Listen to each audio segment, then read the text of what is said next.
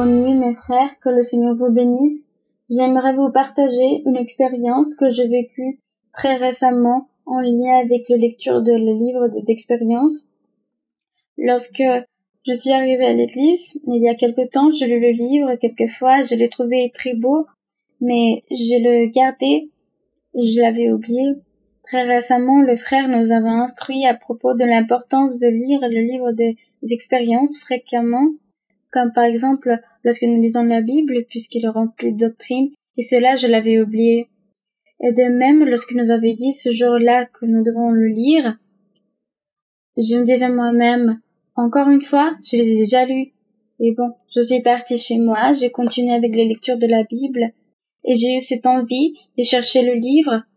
Je l'ai pris dans mes mains, et je lui disais au Seigneur, c'est ça ce que tu veux, Seigneur, que je le lise? Je l'ai déjà lu, mais je veux le faire avec plus d'attention. J'avais lu quelques pages, et ce jour-là, je suis venue à la louange, et pendant que je louais le Seigneur m'avait libéré le don de la prophétie, il m'avait parlé à travers de ma bouche, il m'a surpris, j'avais eu peur, je ne pouvais pas le croire, et à partir de ce moment-là, j'ai continué à lire le livre avec de l'enthousiasme. Je l'ai déjà lu, et je suis encore en train de le relire, et avec de l'amour, c'est comme une rencontre avec la sœur Marie-Lisa à travers de ce livre. Je me suis rendu compte des expériences que je vivais et des doutes que j'avais, et grâce à ce livre, ces doutes ont été clarifiés.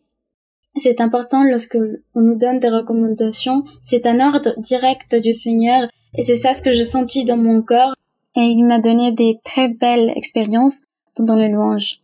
Et cela, je le témoigne pour donner l'honneur et la gloire à notre Père Céleste. Le 10 décembre, le Seigneur m'a dit en prophétie que j'allais passer par une période très compliquée, que je ne devais pas m'inquiéter, qu'il n'allait pas me laisser seul. Une semaine plus tard, j'ai commencé à avoir de la toux. Je suis venu le dimanche à l'église et lundi, je ne suis pas allé travailler parce que j'avais cette toux. Lundi après-midi, j'ai contacté mon médecin pour qu'il puisse me prescrire un sirop pour la toux. Il m'a dit qu'il ne pouvait pas le faire, que je devais aller d'abord à un centre médical pour savoir ce que j'avais.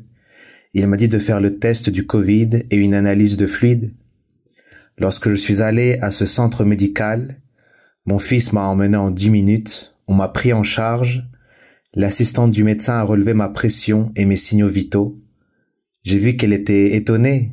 Elle est sortie pour appeler le médecin et le médecin est entré et moi j'étais en train de cracher du sang. Le médecin a dit à l'assistante « Appelle l'ambulance maintenant ». Et je me disais « Mais qu'est-ce qui se passe? Je n'ai pas de grippe, j'ai juste de la toux ». Je suis donc arrivé aux urgences et quelques heures après, j'étais en soins intensifs. Les nouvelles n'étaient pas bonnes. Ils ont dû m'intuber et cela m'a amené à être dans le coma parce que je ne pouvais pas respirer. Ils ont dit à mon épouse que je pouvais mourir à n'importe quel moment. Mon cœur ne fonctionnait qu'à 15% de sa capacité et mes poumons étaient remplis de liquide. Dans ce moment où j'étais entre la vie et la mort, le Seigneur m'a amené sur une montagne et il m'a montré tout le mal qu'il y avait. Toutes les religions, les adorations, les idolâtries, le désordre des humains, la soif de s'enrichir, l'amour pour les choses matérielles. Le Seigneur me disait, « Tu vois, mon fils, personne ne me cherche, personne ne veut me suivre. Je les ai tous créés et regarde, il n'y a que très peu de personnes qui me suivent réellement. » Il me montrait comment certains faisaient vivre la famine à d'autres, dans le seul but de s'enrichir et... Frères et sœurs, je voyais la mort qui me disait « Tu vas venir avec moi ». Parce qu'à chaque fois que je bâillais, il y avait de la fumée noire qui sortait de mon corps et qui se convertissait en un être horrible qui me disait que je devais partir avec lui. Je lui disais « Dieu est avec moi ». Dieu a dit que ce n'est pas encore le moment pour moi de partir. J'ai énormément lutté avec ça. Les médecins essayaient de me réanimer, mais je me réveillai en étant effrayé. Le Seigneur me montrait comment l'être humain se détériorait en faisant le mal. Ce que l'enseignement du jour nous révèle aussi, l'adultère, les fornications et tant d'autres choses. Mais après certains jours, lorsque le Seigneur commença à me réanimer, j'ai eu la bénédiction de vivre des expériences spirituelles avec Dieu. Parmi ces expériences, Dieu m'a montré notre sœur Maria-Louisa. Elle est venue à côté de mon lit d'hôpital et elle me disait « Sois tranquille mon frère, tu vas bientôt sortir d'ici, ne te préoccupe pas. » Et après ça, je la voyais partir en s'élevant. Lorsqu'elle partait, elle me disait « Fais très attention et ne perds pas la bénédiction qu'il y a dans l'église. » Je me suis rempli de beaucoup d'allégresse. Et frères et sœurs, j'avais du mal à m'endormir durant une nuit parce que j'avais énormément d'appareils connectés sur moi. De plus, j'avais plein de tuyaux sur moi, plein d'aiguilles sur tout mon corps. Cette nuit, j'ai loué Dieu comme je pouvais, de 23h à 6h du matin. Les médecins venaient toutes les 3-4 heures pour vérifier mes signaux vitaux, pour faire des prises de sang, pour vérifier mon taux de sucre dans le sang. Et ce jour-là, la porte s'est refermée et les médecins ne pouvaient pas entrer dans la chambre. J'entendais qu'ils essayaient d'entrer, mais ils n'arrivaient pas.